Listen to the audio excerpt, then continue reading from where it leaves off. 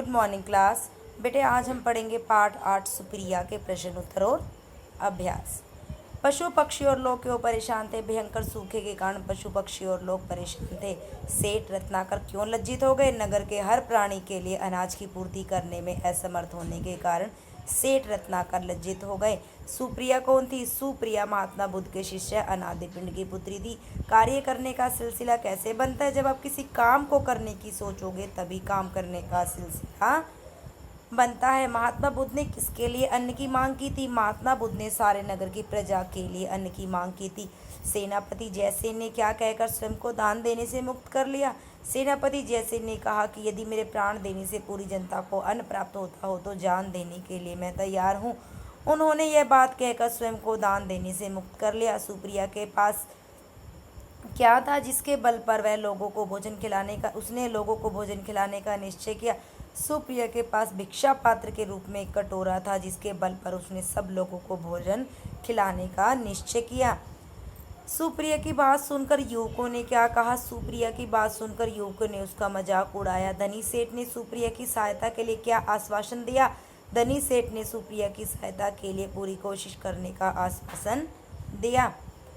आगे है बेटा, सही उत्तर के सामने ठीक का निशान लगाना है। नगरवासी कहाँ एकत्रित हुए थे? महात्मा बुद्ध के आश्रम में। आप जैसा करोगे वैसी आपकी पहचान बनेगी, ये किसने कहा? महात्मा बुद्ध ने।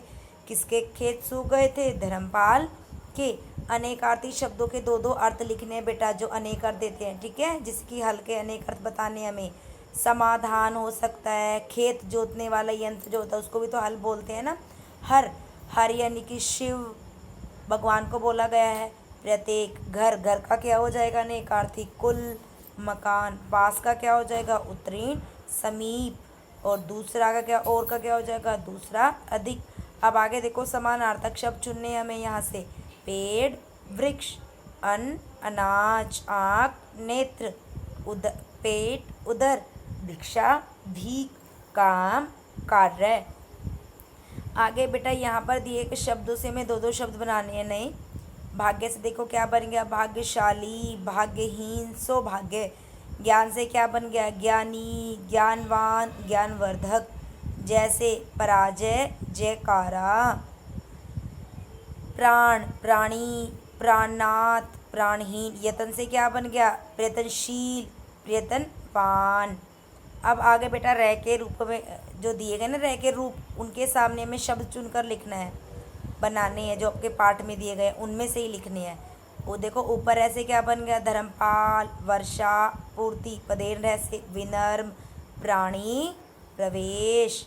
वाक्यांश के लिए एक शब्द लिखने बेटा हमें। उपकार करने वाला, उपकारी। गांव में रहने वाला, ग्रामीण।